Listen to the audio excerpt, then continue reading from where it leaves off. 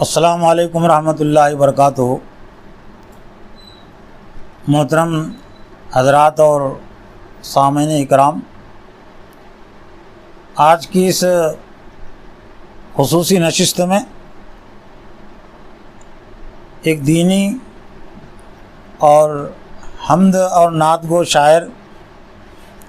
جو تحریک اسلامی کے حامل گزرے ہیں، علاقہ برار کے مشہور و معروف شاعر اور دینی و ادبی شخصیت اقبال خلیش، جو 2 ماہ پہلے محروم ہو چکے ہیں۔ میرا بھی ان سے علمی اور دلی تعلق تھا۔ 8 روز پہلے میں نے ایک سلسلے میں گفتگو کے لیے ان کو فون لگایا تو ان کے فرزند شکیل احمد صاحب نے فون اٹھایا۔ مجھ کو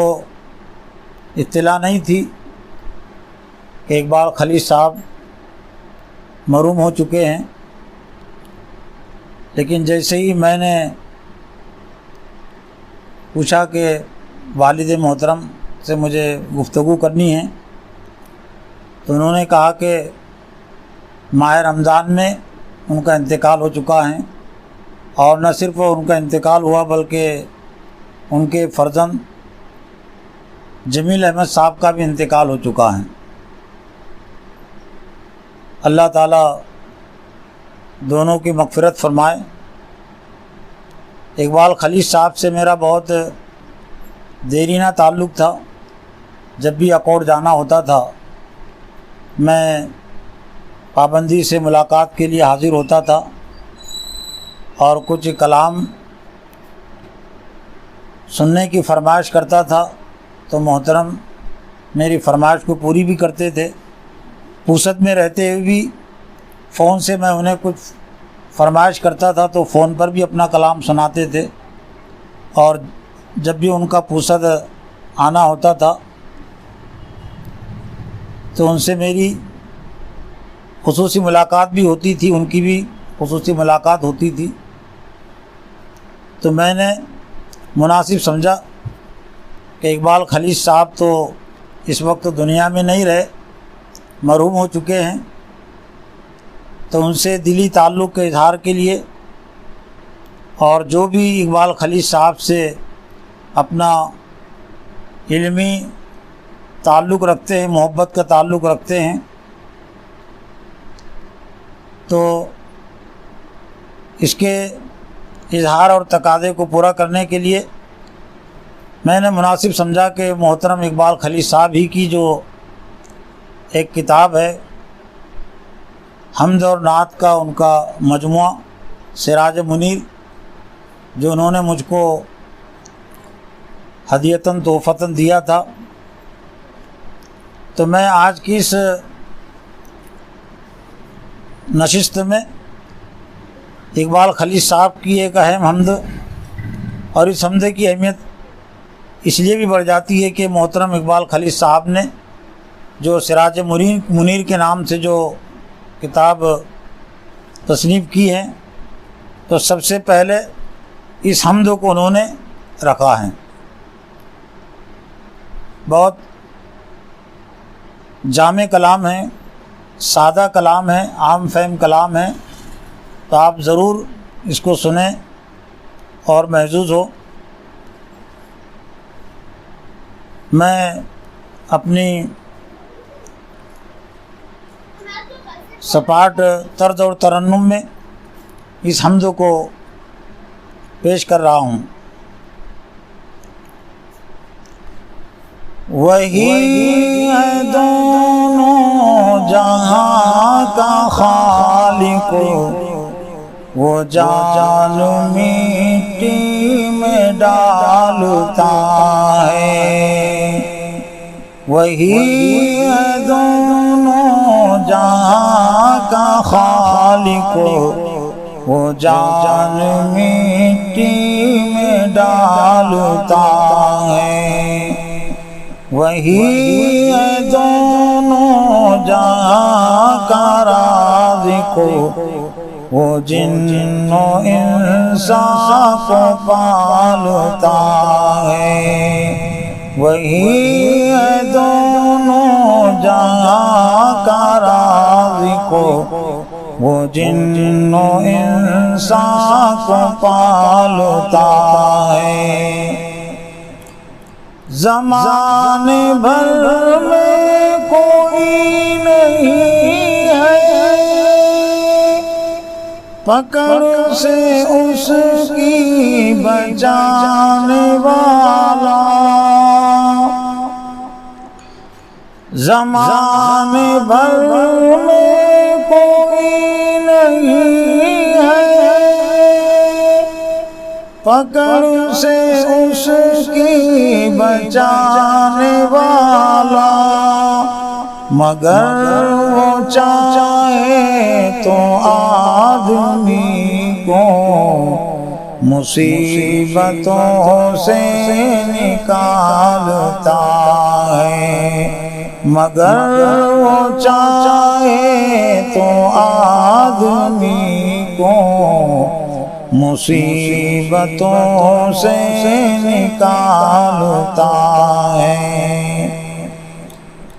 حیات ہے تو حیات اس کی جو دل میں رکھے صفات اس کی، حیات ہے تو حیات اس کی جو دل میں رکھے صفات اس کی، خدا کو پیاری ہے ذات اس کی جو بخش دیتا ہے ٹالتا ہے، خدا کو پیاری ہے ذات اس کی جو بخش دیتا ہے ٹالتا ہے، صغیر کو کبیر کر دے، فقیر کو امیر کر دے، صغیر کو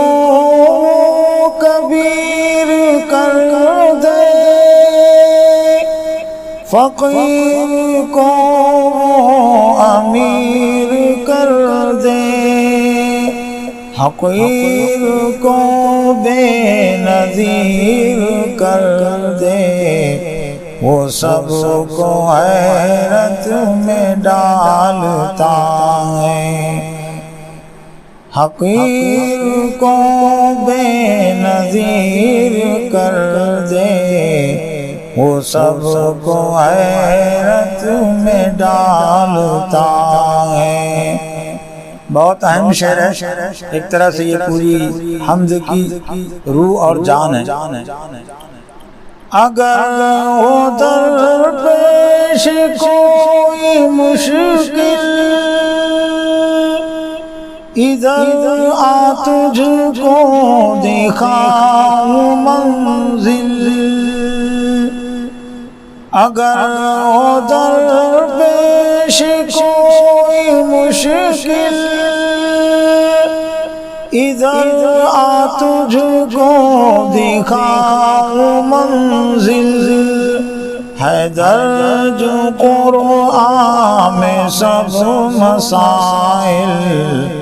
ابس کتابیں کھنگالتا ہے درج قرآن میں سب مسائل، ابس کتابیں کھنگالتا ہے۔ مقطع کا شعر ہے اور یہ بھی بہت اہم شعر ہے، اہم پیغام ہے اس میں۔ خلش نہ انسان کو جو جرت تو دیکھ لے وہ خدا کی قدرت، خالص نہ انسان کو جو جرت، تو دیکھ لے وہ خدا کی قدرت، اگر بندے کو اس کی حاجت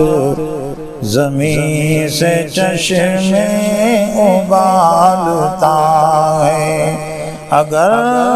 بندے کو اس کی حاجت زمین سے چشمے